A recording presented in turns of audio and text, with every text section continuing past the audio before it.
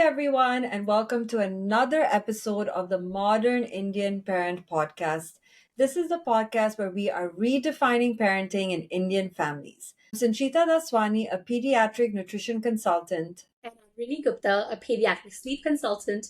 And every week we bring you episodes that allow you to own your modern parenting choices, even if Nani and Dadi don't agree with them. And in today's episode, we have a very special guest with us. She's Siddhida Kabara. She's a therapist based in India and the founder of the DhairyaDa Center for Psychological Wellbeing. Now, the reason why we have her today is we wanted to have a conversation about how do we manage to have a healthy marriage after having kids. And I think this is something that all parents go through, is that once they have kids, they tend to hit a bit of a rough patch because there's so many responsibilities that come onto their shoulders, so many extra stresses that they have to deal with. And that inadvertently has an impact on their relationship. So we are going to have Siddhida here today to talk about how to manage those phases and try to come out the other side with a healthier, happier marriage. Now, to tell you how do I know her, she's actually my own therapist, and I started working with her back in January when I started having these bouts of absolute mom rage, and it was so difficult for me to deal with it because there were so many things going on at home, and I kept on losing my temper with my daughter and end up feeling really guilty about it. So in the end, I contacted her. I did many sessions with her to really get into the root causes of why this is happening. And not only did she help me figure out how to be a better mother, but it also helped my marriage, my work, and just how I was feeling about myself. I know she's the perfect person to give us advice on how to manage those marital conflicts that happen after having kids. So, without further ado, let's welcome her on board.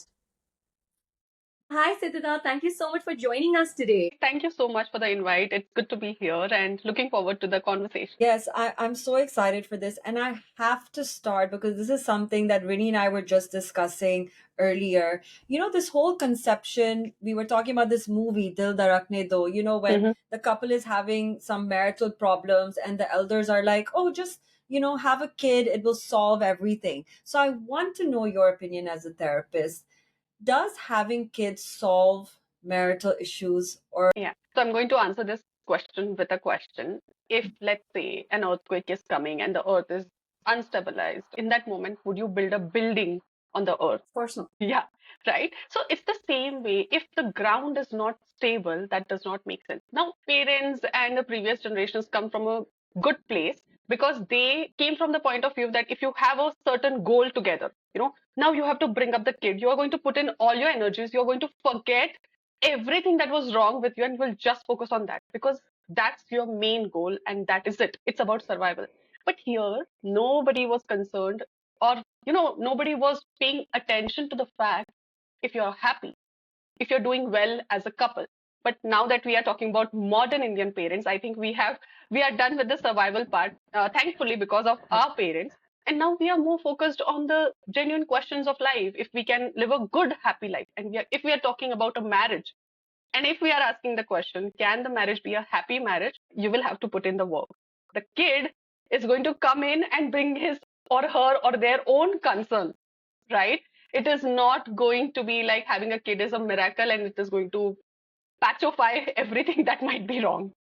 And I think so applies so much more to, let's say, arranged marriages, right? Where you have only met maybe a couple of times and then you get married. And then in the initial first year itself, people are like, bacha kar lo. Have a kid and that's going to make you come together and, all of those things. But that may not necessarily be true. Absolutely. So, with some couples, it does work out. And then people are like, Arey nahi, hamare saath to kaam kar gaya. That, we had a kid very early and it just made our life beautiful. Maybe it is possible that in that situation, you were so much into the parent role. You immediately went into a family of three. There was no development of family of two, right? Now, that is all good and nice till a point because you're bringing up the kid and that journey is nice. What after that? Because the kid is going to go live their own life. And afterwards, it's going to be like you're 45, 50, and you do not have that bond between both of you where you can be family without the kid. I think that's very much visible even when we see in previous generations, right? Without the kid, if we keep the kid aside, are they able to be a family with each other? That's an important question. Even for me, actually, because I knew my husband only for a few months. So it was kind of Mhm, arranged, but like we were introduced, we got engaged after six mhm. months. So we got married. We didn't know each other at all, honestly. Like now I can say, okay, I really like after a few years, I understand my husband. We have that connection. And it took time to build. So I couldn't imagine just getting married and then right away having kids when we ourselves as a couple haven't figured each other out, haven't figured how we work together. So I think now, as modern Indian parents, we are taking that time to build that foundation. So, because eventually our kids are going to go off and do their own thing. Then what, right? Yeah. Because you need something for each other, which is based on that foundation you build. The thing is that now there are both people who are taking active stand to get involved in the upbringing of the kid. So there are two opinions now. That's a big difference. So before it was like, you know what, only the mother is bringing up the child, giving all the this and that, and aisa hota hai, vaisa hota hai. So in that scenario, the conflict are going to be maybe lesser, right? Because only one parent is responsible for activity one, and another parent is responsible for activity two, that is bringing in money. That's it. But now both the parents are involved in both the things. So it is important that you know each other well. You have understood each other's ideas of what parenting looks like. Now that is why we don't just have premarital counseling. We also have pregnancy counseling where you sit and discuss what are your ideas of parenting, how you want to bring up the child so both of you can be on the same page. Very important. I had never heard of pre-pregnancy counseling before. Like, Yeah, of course, we yeah, go for pregnancy preparation classes, but that's all about yeah, birth and breastfeeding and diapering and yes, stuff. But yes. getting your thoughts and your values to align about parenting can happen during pregnancy. Like that itself is like blowing my mind a little bit right Absolutely. now. You know, Yeah. but let's say Siddhida, we do. No matter how Mhm. much you sit down and talk to each other, right? Yeah. Ki aisa karenge and we're gonna do this and this is how we're gonna raise up our child. When it comes to like key moments and making key decisions about our child's life, there is still going to be some conflict, right? Whether it has to do with decisions in how to what your child's sleep is going to be like, what's their feeding habits, whether they're breastfed or bottle fed, how are you introducing solids, what's the method of disciplining you're going to use. It's Mhm. possible that mom and dad have completely different views about how they Yeah. want to do certain things, right? So, if that's the case for a certain family where mom and dad have very conflicting views about major decisions about their child, how would you advise a couple to navigate this? Okay. So now, first of all, we have to understand why the conflict when it comes to bringing up a child is different than other conflicts. Mm-hmm. Okay. Because that plays a very big role. When we are talking about other conflicts, it's easier to remember that, you know what, we will sit and communicate. We will try to find out what is your perspective, what is my perspective, and then we will come to a middle decision or something like that, mutual. But when it comes to bringing up a child, there is this instinct, that innate thing comes up, which is like, I want to be the one who is making this decision. I want to be the one to do that because this is too important. This is too important, and I cannot have anything which is not, which is less than perfect. So, in that situation, this is why it becomes difficult to sit and discuss. Now that we have understood why it becomes difficult, let's try to understand what we need to do. We do need to sit and talk. We do need to communicate. We do need to empathize. So empathize matlab just uh, going in the other person's shoes, trying to understand their perspective of where they are coming from, and trying to then come to a mutual point. So, I would just add one more thing here. We tend to think that parenting has to be perfect. Parenting has to be mutually perfect. So what's the difference here? If parenting is happening in a way जहाँ पे आपने बोला कि एक parent एक तरीके से कर रहा है, दूसरा parent दूसरे तरीके से कर रहा है, it leads to a lot of confusion in the child's mind when they're growing up, who they are supposed to be. But even if it is not perfect, but if it is a mutually made decision, the child knows that okay, this is the path. It's easier for the child. In the early years, they are vulnerable, and if there are double bind messages, that's technical term. But what we are trying to say is that if there are double meaning messages, or one parent is saying one thing, Yeah. another parent is saying another thing, child gets confused, I think for me, and the real message gets lost. I Yeah. think for me, I face this a lot because my husband and I are very different personalities, very different upbringing. So, for example, he's a lot more spiritual than I am. But I think it's not that we necessarily have to agree or be like each other, but it's about that Mhm. respect. that we give each Perfect. other, that sometimes I think as parents we feel like, oh, we need to change who we are. But I really respect and love my husband for who he is, and I aspire to be like him. But I also realize after living a certain way for 30 years, it's hard for me to kind of completely shift. So just trying to change my mindset to be more like, we are a bit different, but show that respect in front of my kids at least. So you have hit the key nail here. It's all about respecting each other enough that you can disagree, but not in front of the kid. It should not come out in front of the kid in the way that, okay, as you said, maybe if my partner is more spiritual, I am one who is saying, you know what, I'm not that spiritual and I think it's not that worth it or something like that. In front of the kid, it has to be a mutual stand, right? So if my partner is showing them spirituality, maybe I'll not be a part of it because that's not my thing. But at the same time, I will respect the parenting that they are doing. Respect for each other, even in moments when we disagree with each other. And this is easier said than done, right? Because as I said, again, parenting is a very innate thing. There your instincts kick in, especially for the mother or the default parent, right? So in that moment, having that clarity, or having that moment of awareness that you know what, it is possible that this person, what they are saying, might also have something good for the child, right?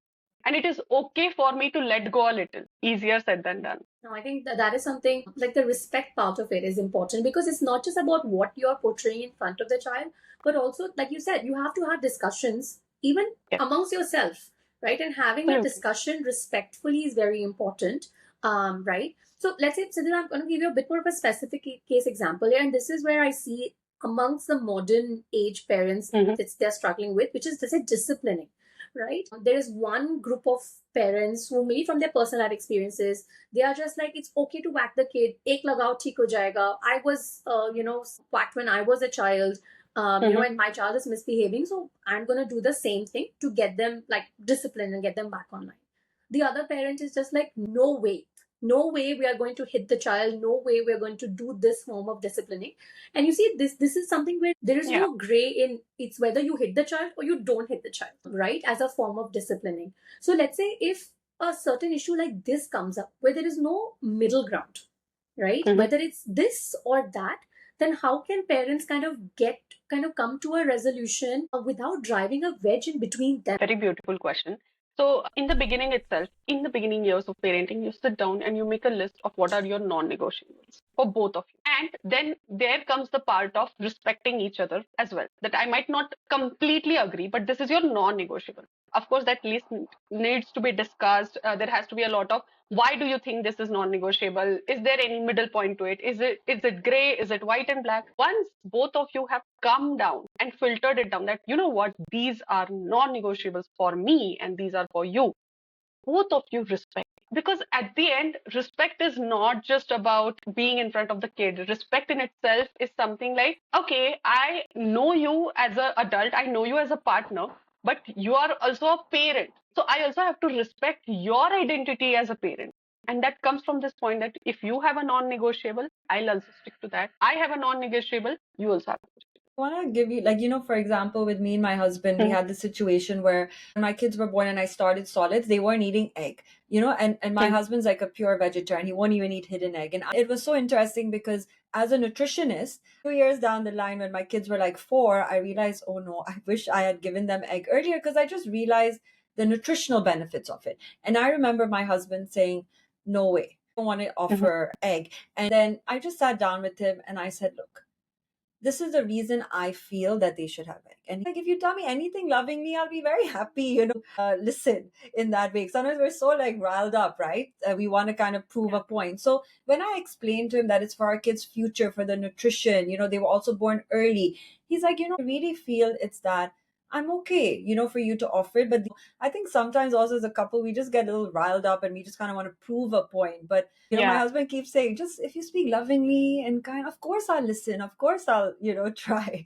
to see your point as well. Yeah, yeah, absolutely. So, as parents, it's like, this is mine. I have created this. That thing Yeah. comes up, right? Or then in that moment, remembering that we have created it and we both are responsible for it. I think in the first 6 months, I just throw this around my husband that like I made her from a single cell, like she was one cell and now she's this like big baby and I did that. So in the Yeah, first 6 months, I used to just call veto on so many things like, nope, I decide. But yes, yeah. you're right. I think it's as they grow older and then the mom's role becomes a Mhm. little less like, like biologically driven. It Yeah, definitely is important to factor both people together, get their opinions, and try to come to a place where, everybody's heard and respected. yeah, yeah, absolutely. But I do want to add in that, you know what, you using that as a metaphor in the first 6 months is also very human and kudos to that. Yeah. Okay. So now I want to talk about something that I think Rini and I both we struggle with a bit is that division of responsibilities when it comes Yeah. to parenting. Because of course there is that norm that was there for so long that the husband goes and brings in the money and the wife is the homemaker. But now that is changing a lot. So how do we manage that as parents, that division of responsibility? Can it actually be 50-50 in today's world? Yeah. So yes, I think we need to address this and it won't be 50-50 in everything.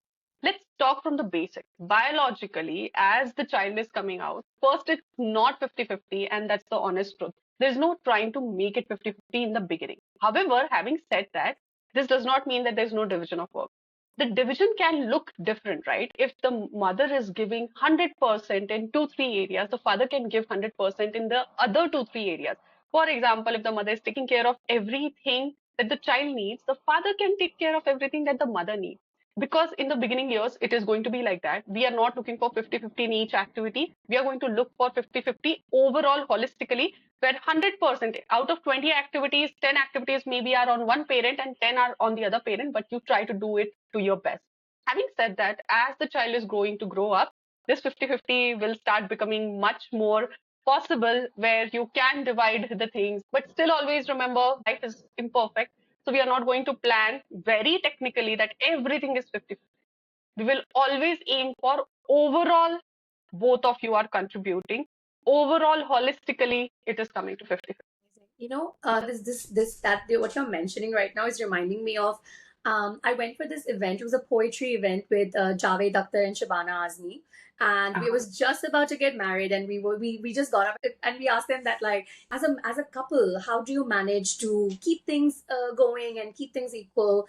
And then what Shabana Azmi said to me is like, it's not that every day it's going to be 50-50. That's exactly what she said. Someday Yeah. I'm going to be a 80 and because he's just a 20 because that's just because he comes in very tired and something like that, and then some days I'm going to be very depleted and he will have to take over, and then make up for the fact that I am not my 50 that day, right? And I think that balance will keep on changing, but the important thing is that it should change. It's not that every day the mom stays at an 80 when it comes to parenting and then dad is always at a 20. Like it needs to go Yeah. like this. It may not always stay in the middle, but it needs to keep like changing based on the day. Absolutely, absolutely. So two pointers here. This is where if you have invested those first 2, 3 years just being a family, you are very well attuned to each other in the form of, oh, today she is at 20, let me bring in the 80. Today he is at 30, let me bring in the 70. So that also gets absorbed in parenting and it's a smoother process. And second of all, as you said, yes, sometimes what happens is we take this up, we use the first part of it that you know what, it does not have to be 50-50, and we leave it there. We forget the other part that it does not have to be 50-50 because some days you are going to be more and some days she's going to be more, or the other way around. So we have to remember the complete story here, not just the part which is convenient for us. We should not use this flexibility or adaptability uh, as a built-in thing. It's a coping mechanism. Okay, that yes, life is imperfect, so sometimes I give more. But that does not mean that you start taking it for granted and be like, okay, you know what, this is always how it is going to be. That's very important to remember. I think that's the point of a partnership as well, that we all have our strengths and weaknesses. So also I Yeah, realize like my strength is organizing the play dates, ordering all their clothes and like, making sure their classes are happening. And my husband's strength is like, he loves the outdoors. So he'll take them for swim or so I also realize like if you work on that, then it can be a nice combination as well. Yeah, absolutely. So we want to make a perfect combination. Beautiful word, by the way. We do not want to make it a give and take, which is very mechanical in nature. Because it's a family that we are building together. And even if we try to keep it very clean, 50-50, it's not going to work. So if we know it's not going to work, why not adapt and try to make it more convenient for both the parents? Right? Now, the next thing, Siddha, that I want to ask you about, and this is a very sensitive topic for a lot of families, Mhm, and this is a challenge that I do know that couples face, which is the lack of intimacy that mhm. happens once you have kids. And this is something, let's say, in the early parenting itself, right?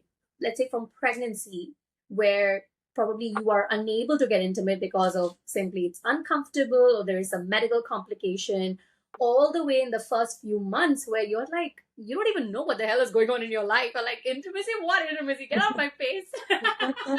Right? Yeah. So I think when you put that period together, there is just this is really long like spell that happens. It's kind of, you can call it a dry spell, Mhm. almost, right? So how would you work with the couple, and what would you advise a couple to get back their intimacy in their life if they have been through a very long period of without any of that physical contact? So the first thing to remember here is that in the beginning you wanted it, but it has been a long, long time. You tried for it for a while, and afterwards, it's also in a way human that you have given up. You know, so that first acceptance that I am feeling like this is work. So you are feeling like it is work, and it is not coming naturally to put in the efforts because it has been long. So that everything is a habit. Even taking in efforts to flirt, to build that romantic moment, to just be together is also something of a habit. And if you have let go for a long, long time, it becomes work. Now that I know this is work, but it's important work, let me put in the efforts just like I will put in any other work, right? So once we have overcome this barrier, what happens is we are so emotionally invested in this moment, we forget to look at it a little bit of with logic, right? That okay, this has happened. It is work right now. It is not going to be work. I'm going to feel that emotional connect again. I'm going to feel the flow of it. अपने आप होगा. But वो होने के पहले there would be some time where I'll have to push myself a little, where I'll have to encourage myself a little, and that's okay. Here, when it is about intimacy, and especially when life is so pro max adulting is happening and you're doing so Yeah. many things, your plate is filled with everything. Yes, it takes a backseat, but then in those moments carving out proper times where you can be with each other is important. तो यहाँ पर एक बहुत बड़ी चीज आ जाती है यार, रोमांस कोई शेड्यूल करने की चीज है क्या? Like, do we schedule romance? Do we schedule intimacy now? Is that what our life has become? That is what is the question that I get a lot of times. It's again coming back to this understanding that for a while, for few days, for few months, till you get okay with the new reality and you learn how to have this also on your plate, right? It's okay to schedule it because having it is more important. Having that intimacy, having that connect is more important. Just yesterday, I was suggesting a client that, every couple has some songs which are their go-to songs, which they always listen to together or which they love.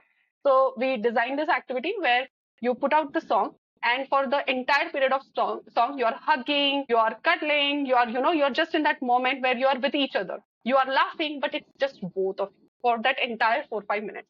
In the beginning it's a little awkward, then it's like अरे यार अब bore हो रहा है क्या करना है, then you start talking, you are in that moment.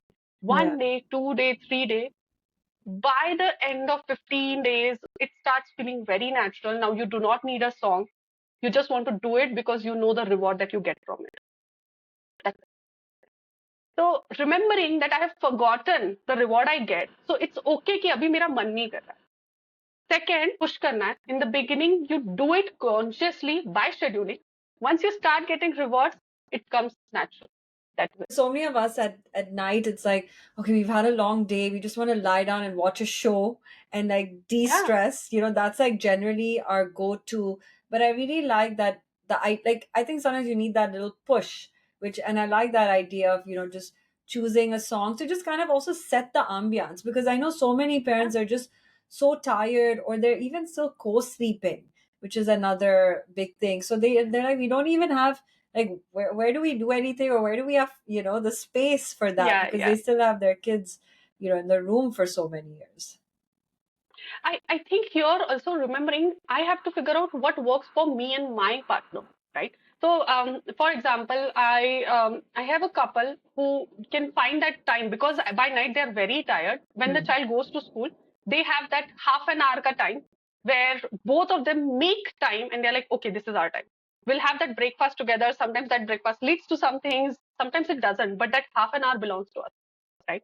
So you have to figure out what is your time. It does not have to be night. It can even be like, you know what, we can't make it happen every day.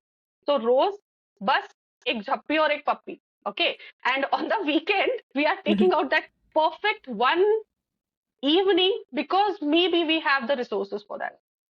Whatever works for you. Find what works for you and your partner. But the point is, it is important. So it can be a date night for some.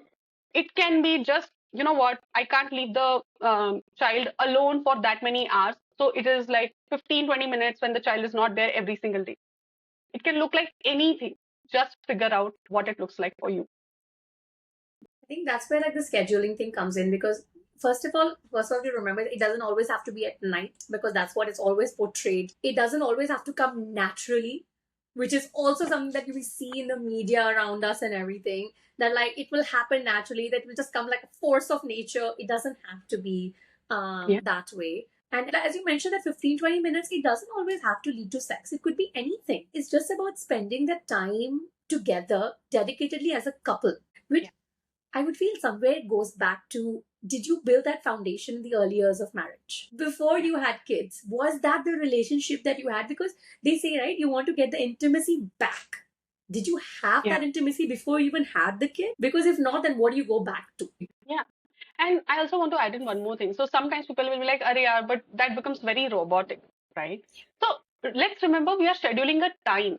We are not scheduling the activity. So just schedule the time together. Sometimes it leads to something. Sometimes it's just a conversation.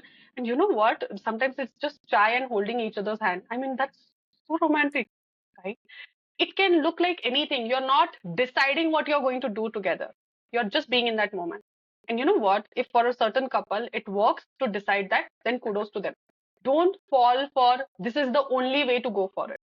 Figure out what works for you and your partner. So thank you for that. And talking about carving time as a couple together, there's one thing which is such a stigma about couples therapy, because for a lot of us, we feel that we only need to go for therapy when there's something wrong. So I want to know your opinion. When is the best time to see couples therapy, and should it only be when things are not going well? Okay. So before I answer that, a question for you. Um, when do you decide to work on your physical health? A lot of times, a lot of us, it's happening when something's wrong. Of course, it's, that shouldn't wait till something goes wrong.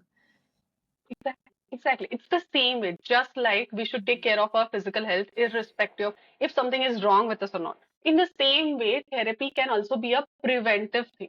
You do not have to go to therapy just because something is wrong. You can also go to understand each other's parenting roles better, each other as couple better. Right? So this is my favorite statement, which I use everywhere. Therapy is not just about going from -7 to 0. Okay, it is also from 0 to +4, and if you're at +4, fantastic, it takes you from +4 to +6. Okay, it all depends on what are your goals and where you are, right? So going to therapy is like a mental health checkup, just like a physical checkup. Check it out. The best part is, just like doctors, therapists have this end goal that they cannot keep you in therapy. Okay, their end goal is to make you independent enough that you can take care of yourself. With that end goal in mind, if you go and if everything is okay, 1-2 sessions, and the therapist is going to tell you you're doing okay, just figure out these things. If there's something, you work on it. So the moment that question is coming in, maybe something is wrong, should we visit? Let's also ask ourselves, maybe something is right, but I think there's scope to be better. That is all. Not just as a couple, but even as individuals, how do you get over that stigma from the society as well as from yourself about seeking therapy? Because I think somebody who is seeking therapy, often that can be equated as a sign of failure. So if you're seeking individual therapy, then that means you're failing to manage your own emotions. If you're seeking couples therapy, that means you're failing in your marriage. So how do you get over that stigma so that you don't see yourself as a failure when you're going into therapy? So, first of all, we start by remembering that when you have to talk in front of a stranger, vulnerability in itself is such a big thing. When you're talking in front of friends, when you are in a relationship, you take so much time to open up, and it requires a lot of courage. If you're choosing to be vulnerable in front of a stranger because they are professionally trained in that, imagine the amount of strength it is taking. So, you know what? Going to therapy is one of the strongest things that you can do for yourself as an individual because you are ready to open up your inner wounds and heal them. The problem is, we will not say this about physical wounds. We'll be like, हाँ यार चोट लगी है तो इसमें weakness की क्या बात है? I'll go and treat it. It's the same way. It's an inner wound. Go and treat it. Don't let it fester and affect your relationship. It's not a sign of failure. It's not a sign of weakness. And you're right. Like if we get sick, we don't call ourselves weak. We don't say that we failed to take care of ourselves. We failed to take care of our leg if we got a fracture. No, we just say this happened. Now what can I do? Now how can I seek help? And that's exactly like I think we forget that at the end of the day, the brain is also an organ. It's also a part of your body. And the emotions that come with it, sometimes that needs healing, that needs work. It's not only your heart or your leg or your, teeth that need work. It's your brain as well. Yeah, absolutely. So I think we are so much used to just focusing on the things that we can see. Okay. And I think that's a deep thought because we are always focused on things that we look at, right? From appearance to how the relationship looks to how the parenting looks to everything, how it looks and is visible. We do not want to actually put in the work, and then I think that's a problem. However, having said that, the fact that we are having this conversation is the biggest evidence that we are ready to put in the work. We actually want to go beyond the image of how it looks and make it healthier from within. So kudos to that. I also feel it's nice that as a modern Indian parent, we are accepting the fact that it's okay to seek help. So even all of our professions, right, that parents are realizing it's okay to speak to a sleep consultant. It's okay to get help with food. It's okay to talk about our mental health. I think it's really changing the game to accept that it's okay for us to do that because so many back in the day, our parents were like, no, we have to figure it out ourselves. We don't need to talk to anyone. So it's nice to see that shift happening with all of us. Yeah, absolutely. I think we make it such a serious thing, but just to give you an example, maybe 20 years back, or rather 50, 60 years back, there were a lot of professions which did not exist, right? Yeah. And it was like, no, you know what, nahi, hum ye khud ka khud kar lenge, you know. Mm. If we go beyond that 100 years or 200 years, we would even build our own houses, man. Do we do that now? Do we say that, oh, you know what, taking help to build a house is a weakness? We don't, because we understand that there are better things to do. And if somebody does the basics, I can work on more things.